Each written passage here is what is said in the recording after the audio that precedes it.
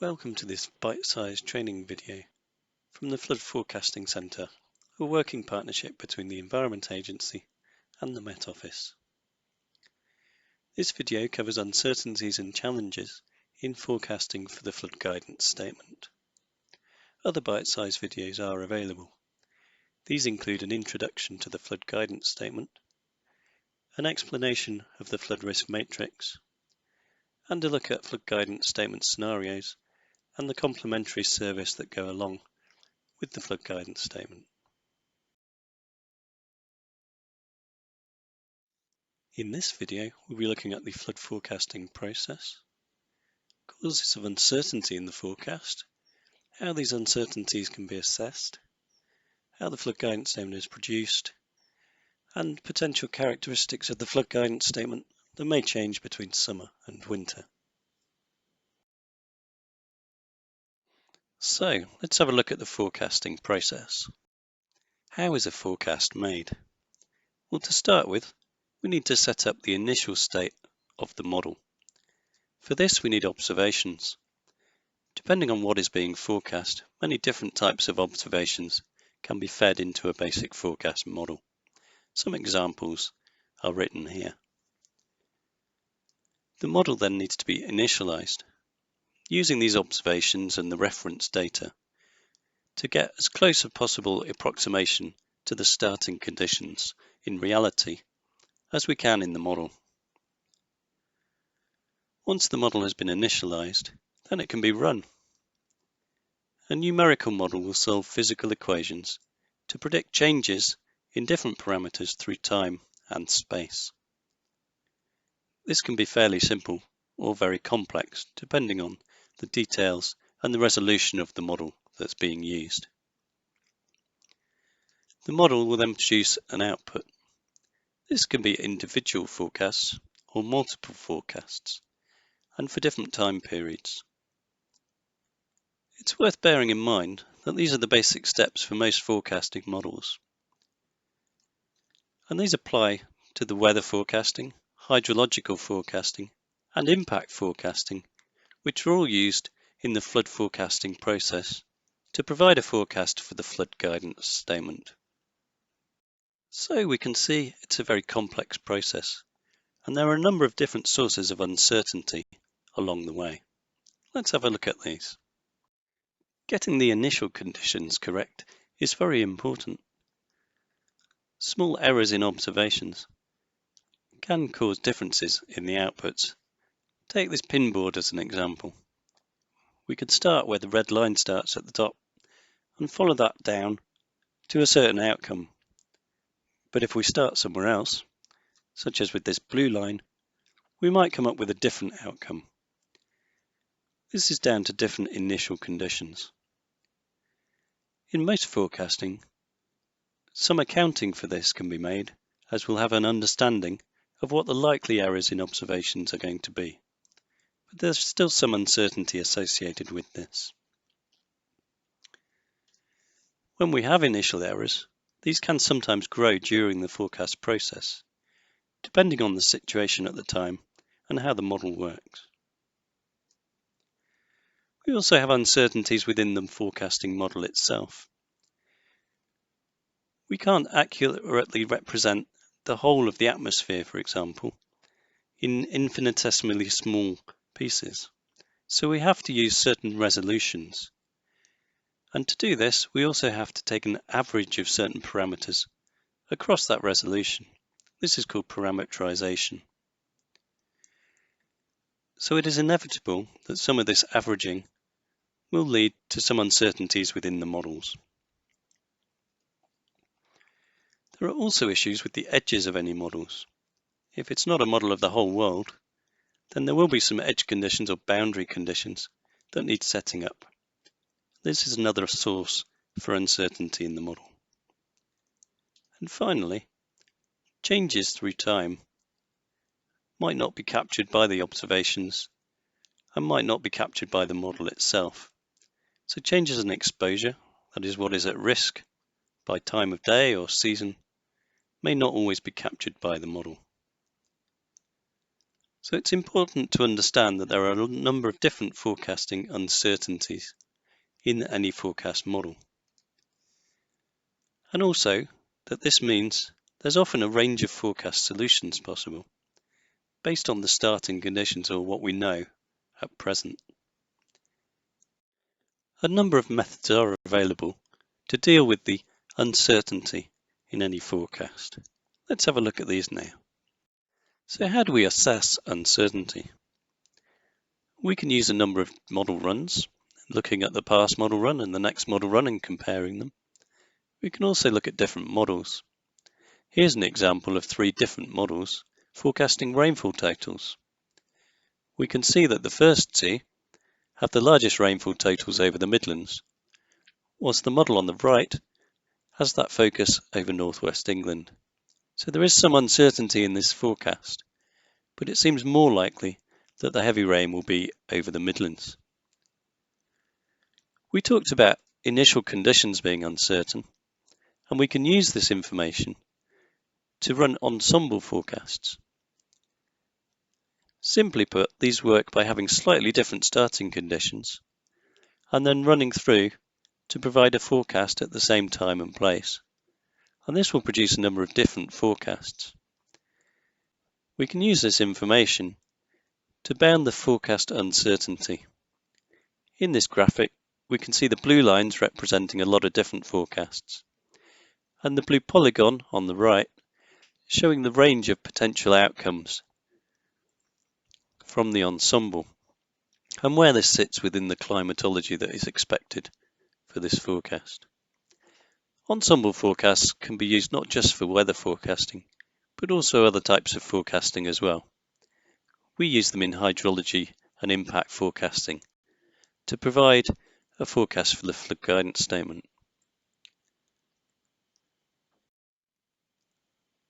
An ensemble is really useful for assessing uncertainty, because it gives a set of forecasts. It can provide extremes, the highest and lowest possible values. It can also show where the most likely outcomes are if ensemble members are grouped together.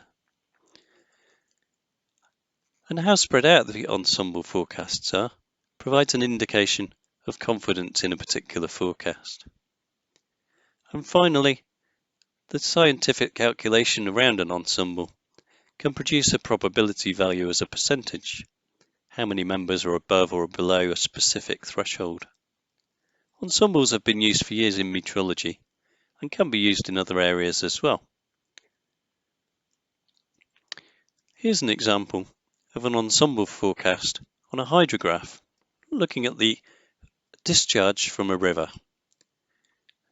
We can see that most of the ensemble members have very little discharge, but one has a moderate amount of discharge, and one has quite a significant amount, which could potentially cause flooding.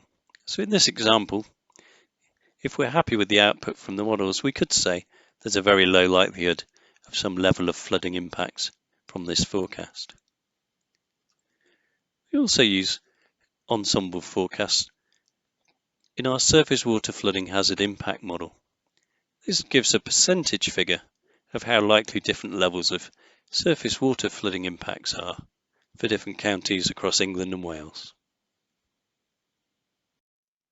We've looked at some of the science and the challenges behind producing the flood risk forecast. So in actuality, this can't be done by one person. This is done in partnership. The Flood Forecasting Centre issue the flood guidance statement, but they work very closely with experts in the Met Office, Environment Agency and Natural Resources Wales to produce it and to communicate the information within it. The meteorological forecast is produced in partnership with the guidance unit from the Met Office and complements the National Severe Weather Warning Service. The civil contingencies advisors from the Met Office are engaged in producing the flood guidance statement as well, so that they can communicate clearly the information within it. The flood guidance statement is based around the risk of impacts, and a lot of information around impacts comes from the Environment Agency and Natural Resources Wales monitoring and forecasting duty officers and the information they can gain from their local centres. They also provide information around the river and coastal forecasts from their local models. All of this information goes into the Flood Guidance Statement forecasts. The Flood Forecasting Centre also works closely with the strategic teams in the Environment Agency and Natural Resources Wales to ensure that clear communication of the forecast and understanding of potential issues is disseminated properly and to the right people. The Flood Guidance Statement is issued daily by 11 o'clock, with an additional issue in the afternoon, usually around 1500, if there is a medium or high overall flood risk on the Flood Guidance Statement. Other Flood Guidance Statements may be issued if necessary, especially if a government briefing or COBRA is planned. Unscheduled Flood Guidance Statements are rarely issued, but can be if the flood risk changes significantly and there is a significant or severe risk in the forecast. In this last section, we'll look at the different seasonal flood guidance statement characteristics we can expect and the difference between summer and winter. In the summer, the flood guidance statement compared to winter is likely to provide less lead time, have a lower geographical accuracy, and change impact category more often. The upshot of this is that we're more likely to be in the low probability of high impact events for more significant or severe flood events during the summer than we are in the winter. This is largely due to the type of weather we have. In the summer, we often have localized but intense thunderstorms, which can cause flooding issues. In the winter, the flood guidance statement compared to summer is likely to provide better lead time, greater geographical accuracy, and fewer changes in impact categorization.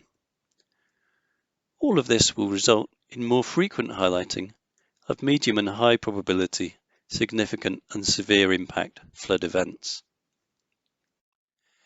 The reason for this is that generally in the winter, flood-causing rainfall events are from large-scale storm systems or persistent frontal systems.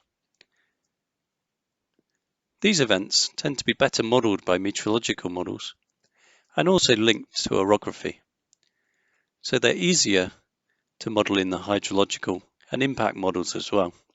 So we're likely to have a better understanding of what levels of rainfall are going to cause impacts and also where these impacts are likely to be. Most coastal flooding events occur between September and April, as can be seen by this graphic. We know in advance when the high tides are likely to be, and also when the highest tides are, every 2 weeks. That's the time of the spring tides. This graphic shows the spring tides that are particularly high between September 2020 and April 2021. Obviously, coastal flood risk is likely to be greater when the tides are higher.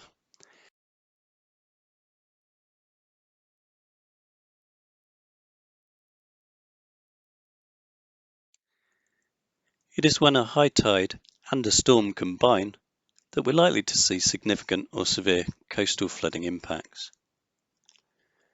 The flood guidance statement should flag these up in advance. This graphic shows the storm tracks that are most likely to cause coastal flooding if we have intense storms along these tracks at the same time as high spring tides.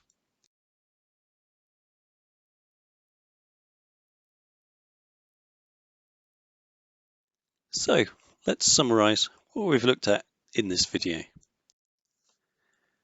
Flood risk forecasting is a complex scientific process.